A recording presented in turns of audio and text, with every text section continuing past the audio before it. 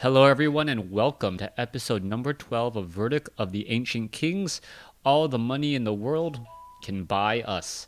All right, so we have a real packed day today for you guys. We have the last week's puzzle, which technically did not go unsolved, but get to that a little bit later.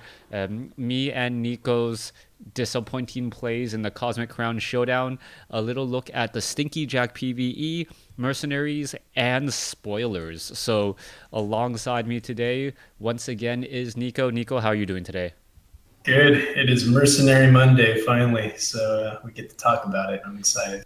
Yeah, like I've been looking at mercenaries for quite some time. I got to talk with a lot of the people at Hex about mercenaries, and well, then I couldn't really talk much about it. So I was just like, when can finally talk to like, oh, when we finally release it. So the day has finally come. I am looking forward to it, and hopefully you guys are looking forward to it as well. But first of all, let's go ahead and jump into the puzzle.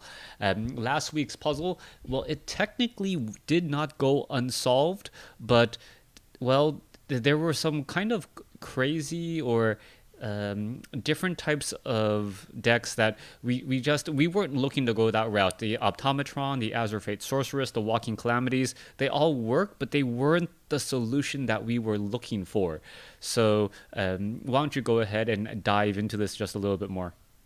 Okay, so we did get about 4 or 5 solutions that they came up with this really neat combo where you can play a change course on the end step of your opponent's turn, and then you can draw a Walking Calamity and a Fate Sorceress. Or you draw an Automatron and a Zero Fate Sorceress, and then the Walking Calamity that you mill into the crypt goes back into the deck. So at the start of your next turn, you can top deck that, and then you can play the Azure Fate Stork with Unblockable Gem and Speed, and then play the Optometron to attack for like, I don't know, was it 50 damage or 49? Mm-hmm. Anyway, that was a nice solution, but we kind of wanted to narrow the box down a little bit. So what we're asking, and Crota actually, he visited the Hex HQ today, and he is going to up the price. So if you guys figure this out, you might be pleasantly surprised by what we're actually going to give away here. So I want everyone to go back to our 6th episode and listen to my explanation of what the 7th gate is. There is a card in there that activates this combo. You should do exactly the damage specified. So 16, he has 16 health. You need to do 16 damage. No artifacts or cards outside of the thresholds provided are required or expected, so don't even consider playing them. And no Azure Fate source is needed. And then I linked the YouTube video and on this slide, and I'll also link it in the comments after this episode. And just so you guys are wondering, is it really worth my time? The upped price support is going to be your choice of the mercenary code for either Portentio Avon, Brozai Book, or Gax the Sly Roller. So I know all of those are available on the auction house right now. I think Brozai Buck's going for maybe like 15 or 1,500 plat, 1,500 plat. Portentio is going for 2,500 plat, and Gax, the Sly Roller, I think is going for about 7K. So Yeah, it's worth. yeah, so it's definitely worth the work for you guys to go ahead and definitely try and figure this one out. Once again, thanks to the people over at Hex digging deep into their Gen Con prize support to get me a couple of these codes. Hopefully you guys will enjoy it, and I guess everyone who is watching the stream live gets a little bit of a head start thinking, oh my gosh, I can get Gax the Sly Roller, and gonna try and figure out what that 7th gate explanation is gonna be. So good luck to you guys once again, and hopefully we'll get some, I guess, the answer we are looking for as opposed to the droids. Anyways, let's go ahead and move on to the Cosmic Crown Showdown. Nico was kind enough to share his deck. My deck, well, was really not worth sharing. So, but we will talk about our play in the Cosmic Crown Showdown. And Nico, how did you do? Yeah, pretty terrible. But I mean, my deck, I tested it against one killed me against the AI, and I was like, hey, this is unique. No one's going to be playing this, and there's probably a good reason for that. But basically, my like whole idea was I'm going to create as many Valors as I can, and then Hmm. I'm going to play a reduced cost Heart of Embers, and then burn them in the face, or burn their troops in play, or just burn everything.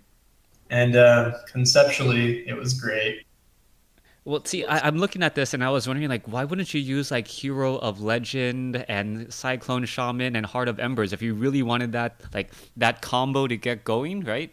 Like, So, yeah, I mean, that makes sense. But the way I was looking at it is, wow, Flickering Gobbler is an amazing card to just stack Valor charges on. that's And true. I also have access to both Halt and Verdict to get rid of removal after sideboard. Hmm. So it ended up working out pretty nicely. The interrupts should have probably been main deck, and I noticed that I was always making great use of Halt, so I might have even wanted a fourth copy of that in there. Hmm. But I wasn't playing any card draw, and I'm in Sapphire, so that's kind of crazy.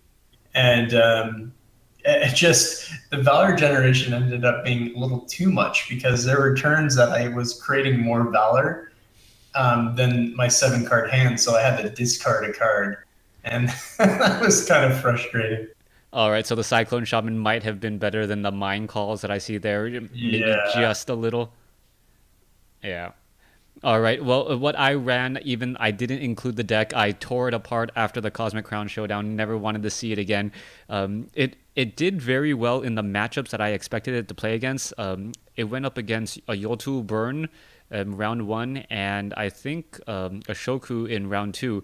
And the premise behind it was to use minions of Yazukan and give them rage with the hero power, and then just to start swinging freely with them, also pairing them with the Rune Ear Heiferfon so that I could sacrifice them to get Rune Ear up to a 5/5 very quickly on turn three, and then also having Zentoth's Inquisitor as another target for Rage, where I was constantly able to play a lot of troops, get a lot of troop generation.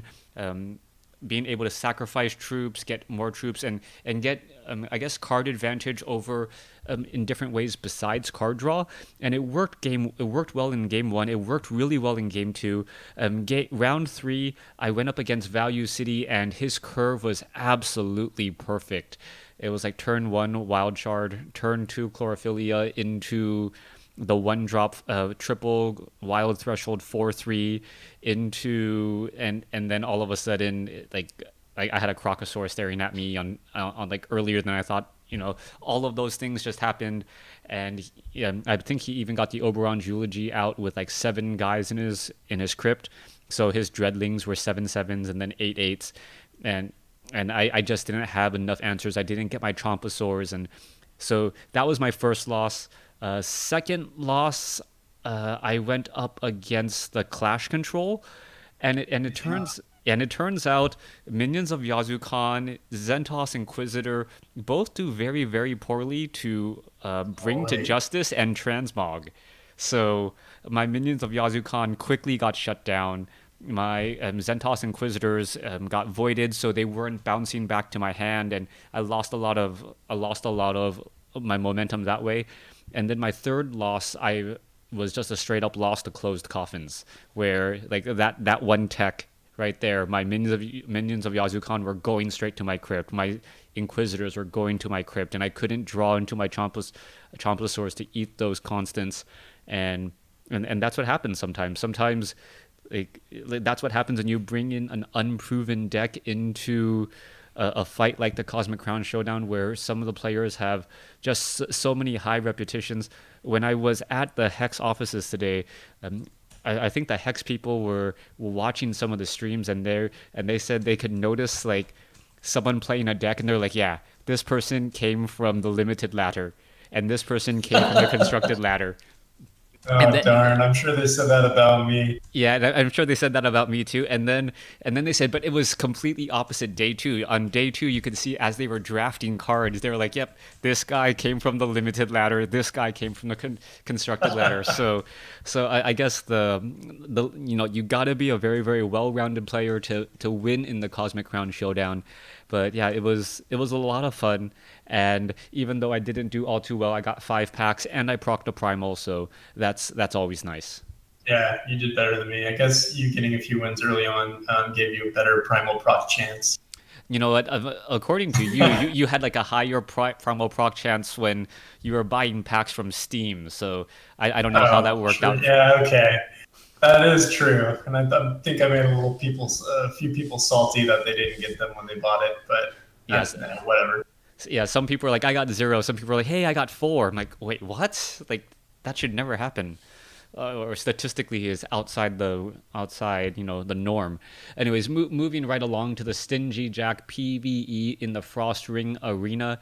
Why don't you go ahead and dive into this wonderful monstrosity that you've put together for us? Okay, yeah, and I actually have a recording of this on my YouTube if you guys want to check it out. Basically, it's just a little Frostring Arena deck that I think is fairly good. It makes use of 12 of the dual shards and 10 other resources. So you're playing 22 resources, 4 spectral acorns. You have 4 chlorophylla with reduced cost. And the Ruiner Hierophants are socketed with the +1 resource when you attack and speed. Mm-hmm. And the Stingy Jacks were using the weapon equipment. Bucktooth Roshi were using both of his equipment. One gives crush to all shin hair, which is really valuable. Mm-hmm. The other one gives everyone all shin hair +2/+2 when he dies permanently. Mm-hmm. So he's a good way to push damage. And then we're also playing 4 Balthazar. So the way the combo for this deck kind of works is we're playing Grandfather Elk that gives any troop +3/+3 and crush for I think 4 charges. Mm-hmm. So basically you want to play Stingy Jack, and then you want to buff him with the Grandfather Elk charge, and then play a Balthazar on top of that. So you're going to draw 10 cards, and you're going to gain 4 health. And you're almost guaranteed to hit a ton of tricks or treats after you do that. So it's because you're using the weapon equipment, you're putting 4 tricks and 4 treats in the deck for each Stingy Jack you play, and it can just turn into a quick win right away after you Balthazar off that Stingy Jack. Very nice. So how often do you get the combo? Say turn 6 or turn 7, or actually Oh, maybe even geez, way even earlier than with. that with all the ramp. Because we have Acolyte of Shoku, because Mm-hmm. we have Howling Brave, because we have Chlorophylla at 1 cost, Mm-hmm. I'm often doing this combo in 3 or 4. Yeah, I keep on forgetting Chlorophylla at 1 with the Howling Brave. You can really just dump your board as well, and yeah, that looks really really nice right there. And Yeah, super fun. Worth checking out if you have access to some of these cards. I mean, the most expensive thing in here really is going to be the Ruiner Hierophant, but if you're a constructed player, you should already have a set of those. yeah, definitely. So go ahead and check out Frost Ring Arena. I think Frost Ring Arena's the awards there are still slightly better in terms of speed than the campaign, but as the campaign does move along, especially with the campaign Mercenary bonus that is going to be appearing in the vast majority of dungeons, the dungeons may actually start to become a little bit more profitable or more worth your time, barring any arenas procs in the Frostring Arena, which some people say is still a myth and a legend. Do you know, or can you say, do dungeon crawlers still get a bonus for flawless clears? I don't know if the flawless clears actually counts as the boss or the completion of the dungeon. They seem to have made Uh, a very big distinction on that. Um, for example, the Kyoto bonus is if you have a 25% chance to proc a dust when you complete a dungeon. So that actually appears separate from the boss. got it. Same things on like the Stingy Jack procs, where when you complete the dungeon, you got the Stingy Jack or its equipment for completing the dungeon. Yeah. But yeah, so it's one of those things. I'm not quite sure where it fits in as well. I did also ask a couple of people at the offices today about quote unquote mini bosses. Um, at Hex in the Kickstarter, Dungeon Crawler says that you get double rewards off of dungeon bosses and mini bosses. Yes, well, And I know that from Uranus because when a dungeon crawler kills Uranus, you don't get 100,000, you get 200,000 gold. yeah, so and Uranus is pretty much a boss. He's no mini boss. There's nothing mini No, about him. yeah, that's true. He's a maxi boss. Yeah, No, he's a that sounds maxi. wrong. Yeah, yeah, Maxi boss actually sounds. Yeah, my wife was like, "What are you just saying right there?" All right, so but yeah, so no word on any sort of mini bosses yet. They may go back and try and add some, but they said that there wasn't anything written in there as of yet. But we'll see what happens. As things do come along. Now, Mercenaries were released, and wow, what a release today! What are your take on the Mercenaries? I've known much of this for quite some time, and you have too. So we both kind of Yeah. knew a lot, but we couldn't talk to each other about it because we didn't know how much the other knew. So we had these really strange conversations leading up to this Mercenary reveal. Yeah, well, I mean, they're super cool. I mean, the best thing about them is that it's going to give players access to deck building concepts that they wouldn't have access to otherwise just through their campaign character because of the deck building uniqueness for these mercenaries. Like right now, Lobo Reader that you have up here, you can include 4 copies of any Coyote troop in your deck. And then there's benefits for playing Coyote, basically, for just playing this particular mercenary. So you're going to have some synergy in the deck that you would never get out of a campaign character, even with the full talent build. So that alone is a reason to try these out. And it's going to give a lot of people interesting ways to think about deck building and go about deck building that will allow them to enjoy Hex in like a way more replayable way than we could before Mercenaries. Yeah, one of the things that people have been pointing out is that the party passives is a party passive. Even when you're using your main character or another mercenary, that party passive still procs on the separate characters. So all of a sudden, it opens up an entire new way of building your decks. Even if you don't like Lobo's shard grid, you don't have the necessary cards to build that particular deck, you still sometimes just want that particular party passive. And there are going to be plenty of mercenaries. I think I saw over 25. So there Oh is, wow! yeah, Just from Adventure Zone 2? well, you got to remember they're releasing, I believe, Adventure Zone 2, and then all of like the Portensio, like all of the Yeah, mercenaries that exactly. you have, and Kickstarters. yeah, the Kickstarters, and then also the treasure chests, right? Army, like Yeah. all of those shards of fate and all of the Oh, chests. there's way more than 25 in Crota. Yeah, and I think there's like 30. I'm trying to No, remember. dude, there's at least 40 if you're considering all of those. Because the ones I just have in my inventory now do not include any of the KS ones, Hmm. and I think I have about 32 right now just in my inventory.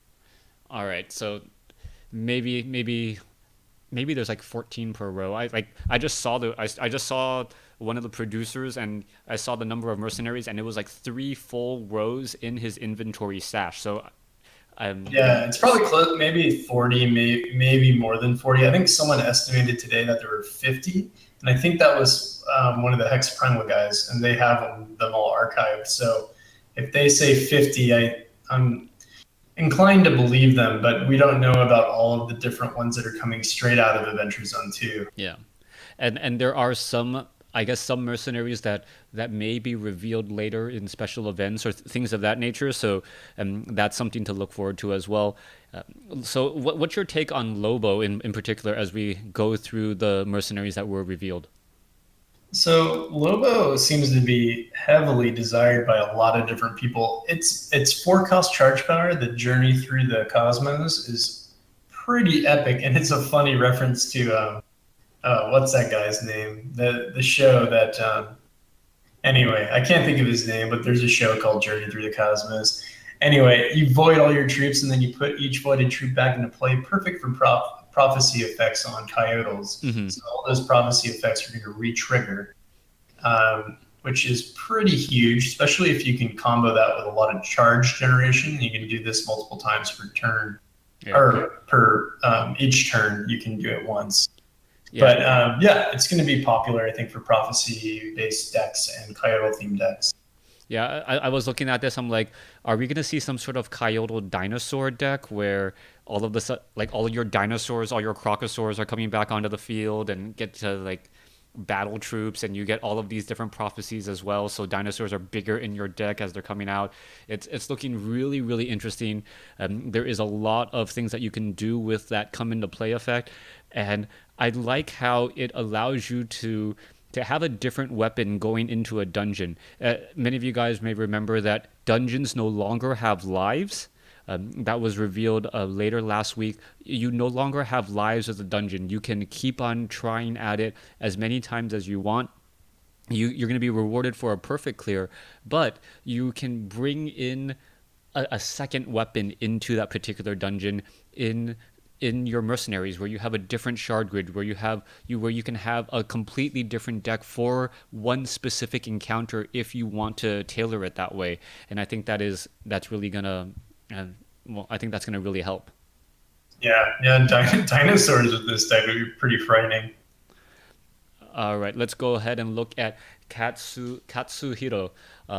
I gotta say with a Japanese accent because it Well looks, done. Well yeah, done. that's what it is, right? It's the shin hair with the giant sword, but I don't think that's a katana. Find the we upgraded textures right there. What is your take on the upgrading of a particular mercenary? I think the upgrade mechanic is really nice because it's incentivizing you to play those mercenaries, Hmm. and then you can choose kind of which mercenaries that you want to actually be fighting with all the time. Because there might be mercenaries that you're like, I don't really like that one, but I really like its party passive, so I have no incentive to upgrade it. Hmm. But this one I really want to play a lot of, so I'm going to upgrade this as soon as possible and start playing with it right away. So it gives you kind of an option to take that mercenary to the next level, Hmm. and most of the upgraded text are like, if you're going to play that mercenary, you might as well have that upgrade text because it's going to always be beneficial. Yeah, definitely. Also, I think those who like just getting more rewards out of a dungeon, beating a particular encounter with a mercenary gives you, I believe, double gold rewards. So all of Yeah. the gold farmers out there who are trying to roll their backlog of legendary chests, they will be able to do so hopefully, and incentivize using mercenaries, even though it does cost, I believe it's 10,000 gold in order to upgrade after you've beaten 3 special encounters. Um, What? Really? So that's a set rate? I believe it's, I well, don't think they. I think you spoiled that, Crota. did I? I don't think anyone said the gold amount yet. But if you're not spoiling that, that is news to me, and that's not bad actually. And if you think about it, I mean, if for someone like myself, that's probably going to try to upgrade every single one of my mercenaries. Hmm. That's a daunting task. I'm like, do I do that or do I roll a legendary chest? I'm gonna have to make that distinction. But that's interesting that it's 10,000 per. Well, I'm assuming that you are going to you're going to have the right amount of gold anyways, because if a mercenary has to beat 3 dungeon encounters specifically, then it should have that. Like you should be okay. I need to at least beat a dungeon 3 times and have the mercenary get the double gold off of the specific dungeon encounter that's highlighted for mercenaries. So yeah, you should be able to get about 10,000. I think you get about 10,000 if you close to 10,000 if you run the chain Goliath and do the optional battle. That sounds about right to me.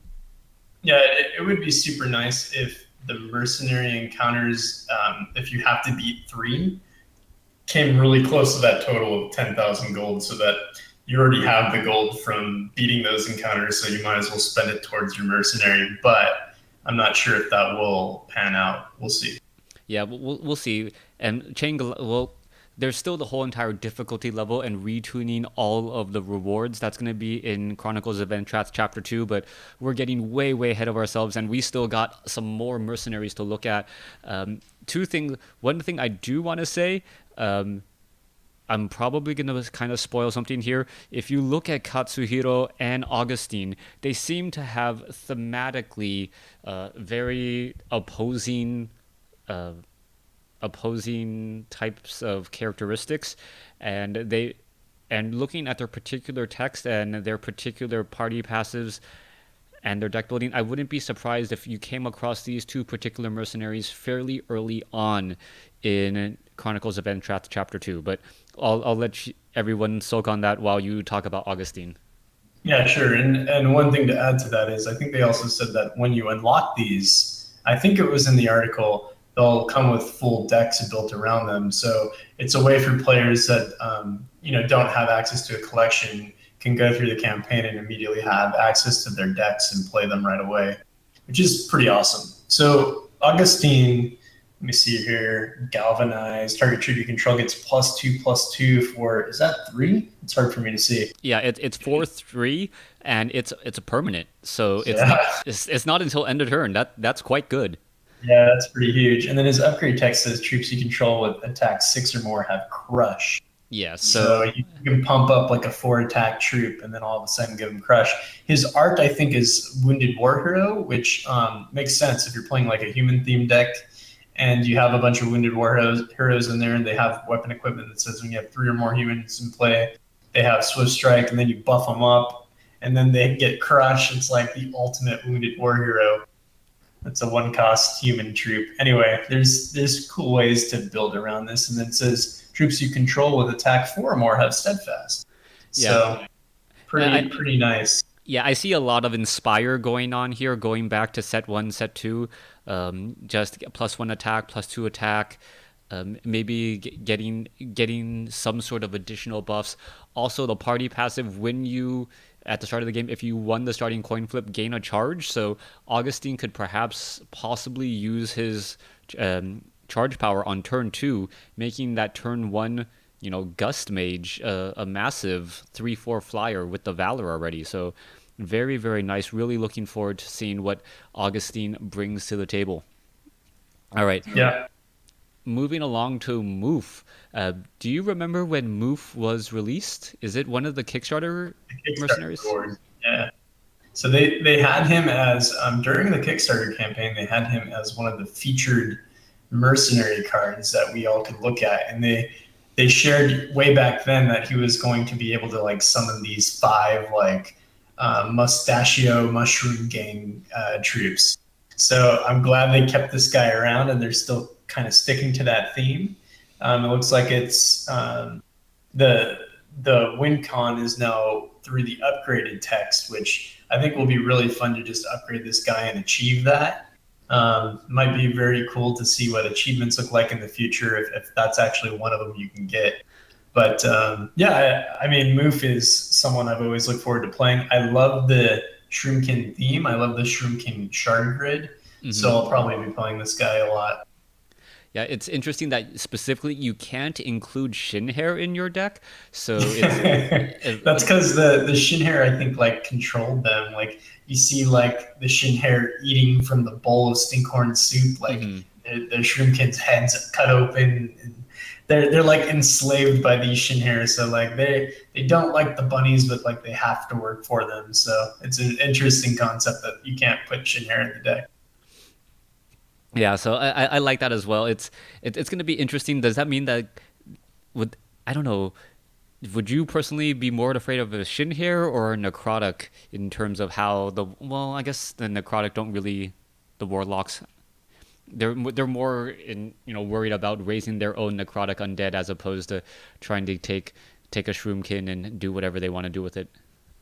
Yeah, I don't know. I don't know who I'd be more afraid of. I think I'm more afraid of dinosaurs. Oh, the dinosaurs. Well, and the elves ride those dinosaurs, right? So I wonder if we'll see a little bit more of that. I think we saw that in Hero Fall where the Siegesaurus and was supposed to be an elf-controlled type of troop, but we'll see if that rolls into Adventure 2. Their pets will be dino-based. We'll see. Yeah, we haven't. Yeah, that's correct. I don't think we've actually seen the elf's pet yet, right? They've released some of the ranger pets, but not all of them. Unless it's the insect. I'm not sure which one the insect belongs to, but the insect might be elf. Oh, that insect. Yeah, the insect could be elf as well. The one flyer, correct? Yeah. All right. Well, a couple of spoiler cards have been released for the past over the past week, and what are your take on some of these spoilers here?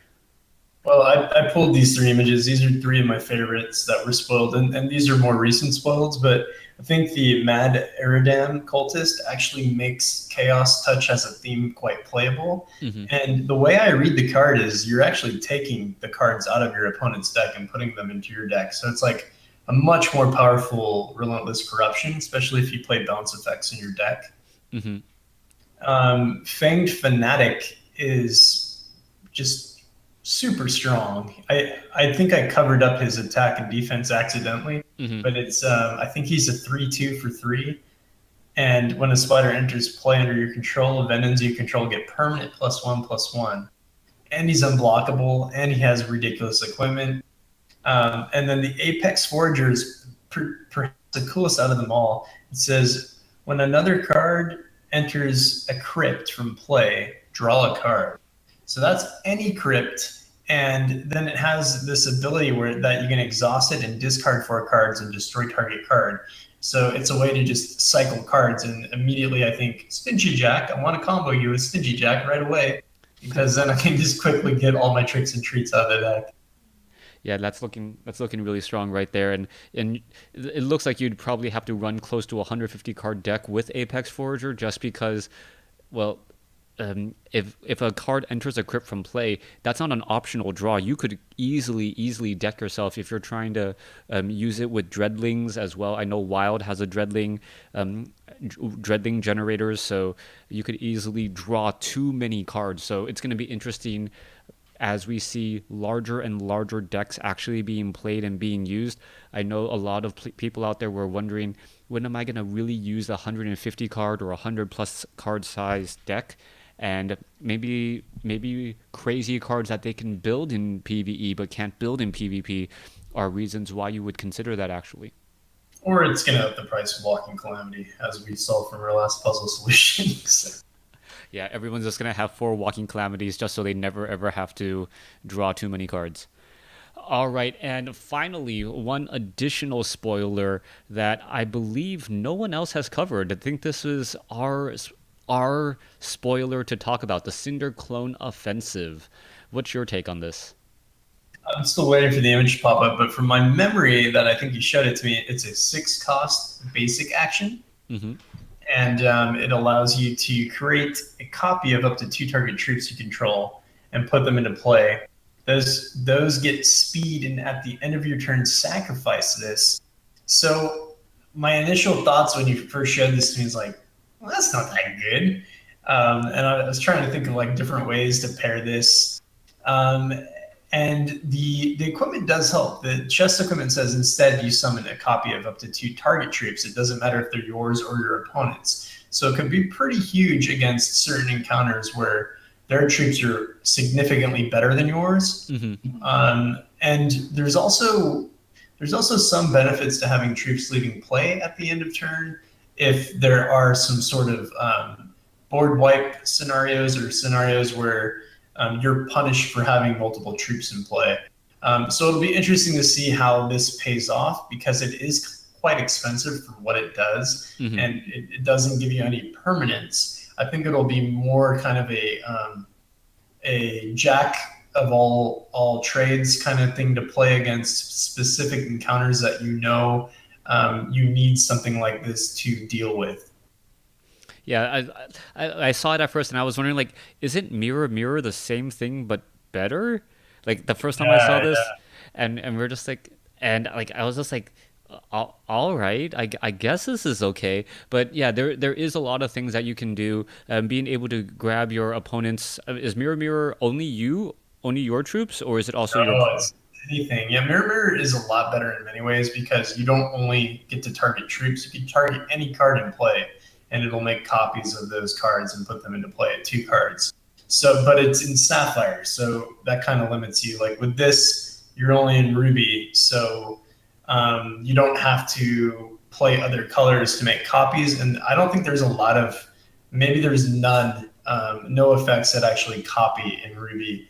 So this might be your only access if you're playing something that's Ruby based. Yeah.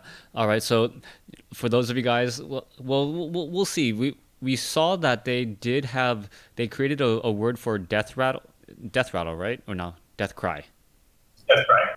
Yeah, so maybe by specifically having more cards that have Death Cry at the end of your turn, sacrifices, that may actually be a good thing because you want to trigger a specific troop's Death Cry before your opponent's start of turn.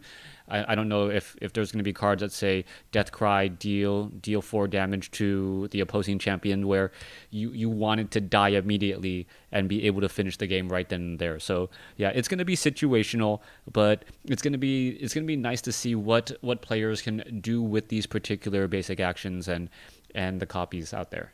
Yeah, and if you look at the Cinder family of cards, like Army of the Arcane Cinders, and I think there's a few others, a lot of the troops kind of have this like um, blessing yet curse at the same time. Like they might be like a 2-1 crush troop that, when it dies, they deal damage. I think there's like a Power of Zakir that's similar to this too. So we'll see. There might be some sort of synergy around building a Cinder themed deck. Yeah.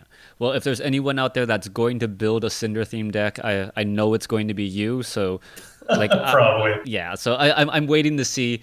Like, there are a lot more better deck builders than I out there in making highly efficient decks to run through everything. I'll probably be playing the campaign, enjoying it, and then once I beat it once through my slow turtle tortoise pace, I'll ask you guys like, okay, what did you guys build to actually cakewalk this, and we'll go from there. Yeah, you got to farm that upgrade cost. Yeah, you got to farm and get all your characters up to max level 15. So, still a lot to spoil. I think we're going to be seeing some of the new talent trees on some of the currently existing classes in the coming weeks. And still no date yet for Chronicles of Entrath Chapter 2, but like Hero Fall, it was announced and it seemed like there was a constant flood of no, I don't say flood, a feed of information where we never felt like, hey, what's really going on? And then at the end of it, I think Hero Fall came out much more quickly than a lot of people did. So I think this. I'm hoping the same is true for Chronicles of Entrath Chapter 2. Yeah, and at least the spoilers will keep us busy for a few weeks. There's a lot coming. I'm looking forward to more Mercenary spoilers. I think I get to spoil a few, so you should see them soon. Mm-hmm. And I guess we will catch you guys next week on Monday to share everything else that's new to the scene. All right, so from everyone here at Cornerstone Guild and the wonderful community that is Hex, thanks for watching, thanks for listening. Hope you guys enjoyed it. See ya.